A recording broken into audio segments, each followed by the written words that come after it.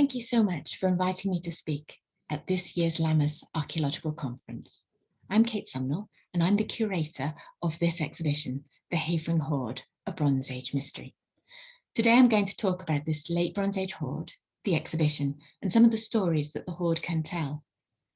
This exhibition is on at the Museum of London Docklands, and we hope to reopen as soon as we're allowed, hopefully mid-May. Let's start with the discovery of this remarkable hoard. These photos were taken on site by staff at Archaeological Solutions to record the moment of discovery. Archaeological Solutions are the unit contracted to excavate the site ahead of development. As is so often the way in archaeology, the first axe was revealed on a Friday afternoon, and as the extent of Hoard 1 became clear, the archaeologists worked late into the night to excavate and record the hoard to ensure the safety of the find.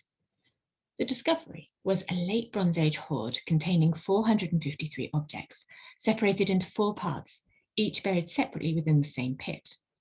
Analysis indicates this was buried between 900 and 800 BC, towards the end of the Bronze Age. It is the 3rd largest Bronze Age hoard in the country and the largest found in London. In total, it weighs 45 kilograms.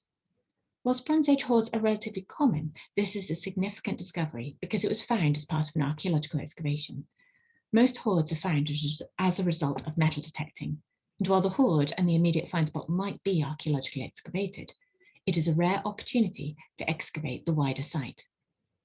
After the hoard was discovered, Archaeological Solutions altered their approach from sampling to 100% excavation of the site and sieving of contexts to ensure as much information was retrieved as possible. The site was being excavated ahead of mineral extraction in this area, which means that we can understand the context of the hoard within the site and also within the wider landscape. This is an ongoing programme with adjacent areas scheduled to be developed and the archaeology investigated. These results have the potential to enhance our understanding, but the results may well alter our interpretation. This is the site where the hoard was discovered. You can see a late Bronze Age ditched enclosure with the entrance facing east, and a series of post holes and pits inside. The four dots within the ditch, just here, mark the location of the hoard pit. The post holes in the centre have been interpreted as a roundhouse. There are 2 4-posted structures, one inside the enclosure, just here, and one outside. The one inside might be a porch to the roundhouse, or it might be another structure. It is the alignment of these features that is significant.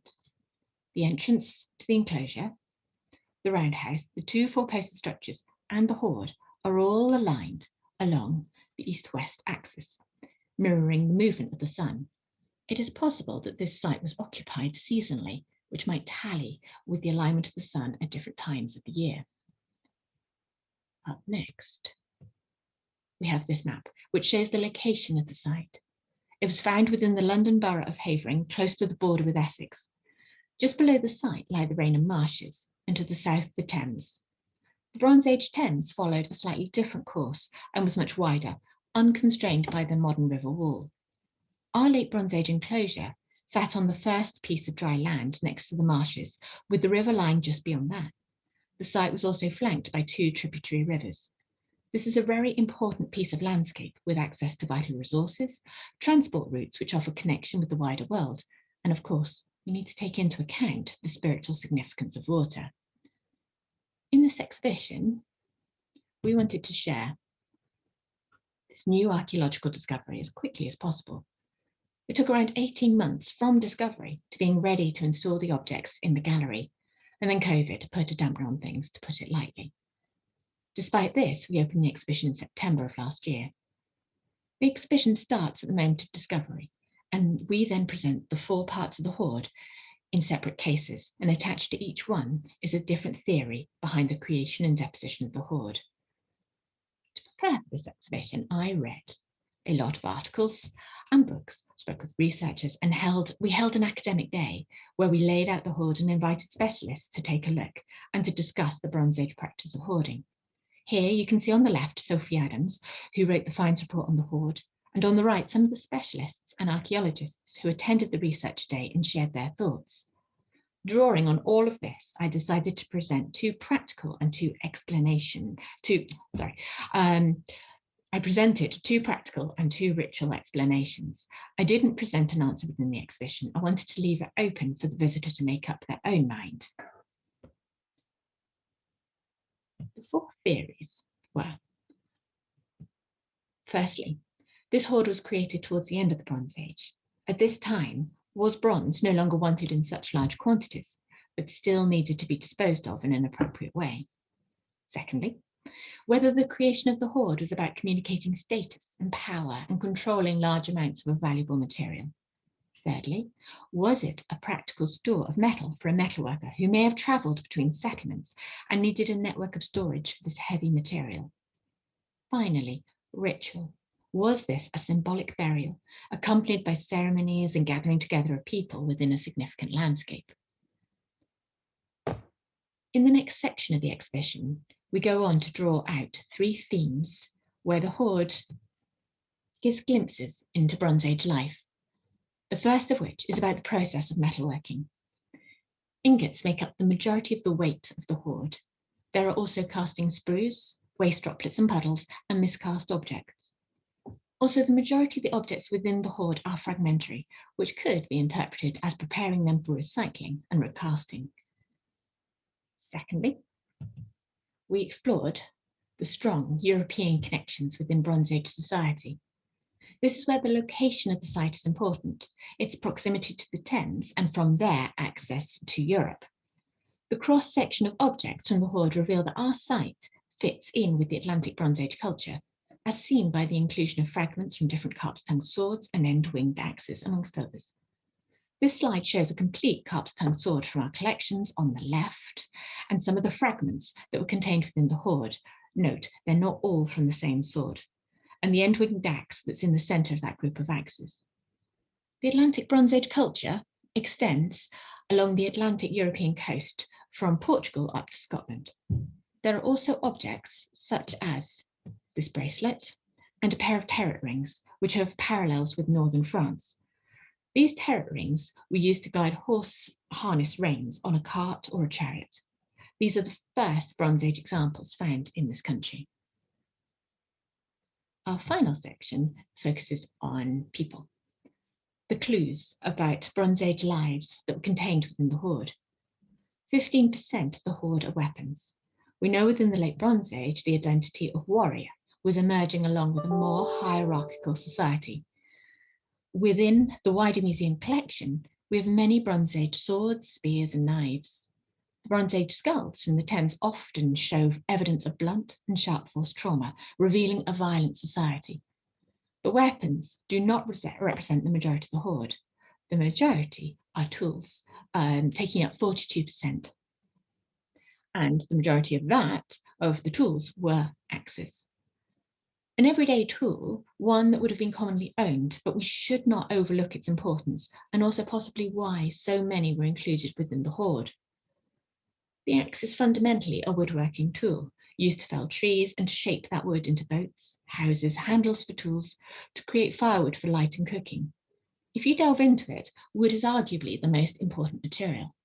For example, as James Dilly says, shown here, filming the metalworking film for the gallery, without charcoal, you cannot create fires hot enough to cast bronze. Yet curiously, the hoard only contains bronze and copper artifacts. The wooden handles and halves have been removed and possibly treated differently at another location. There seems to be a Bronze Age practice of separating materials and treating them in different ways. As I've just said, that the hoard is metal, but it also contains some straw packing material and a tiny bit of wood. Remnants of that straw can still be seen on the left, still adhering to an axe. The wood in question is a sort of roll plug, securing the pin within this scabbard shape, the bit at the bottom of the scabbard, shown on the right. The metal in the hoard is the only metal found on the site. There was nothing lost or discarded or left where used.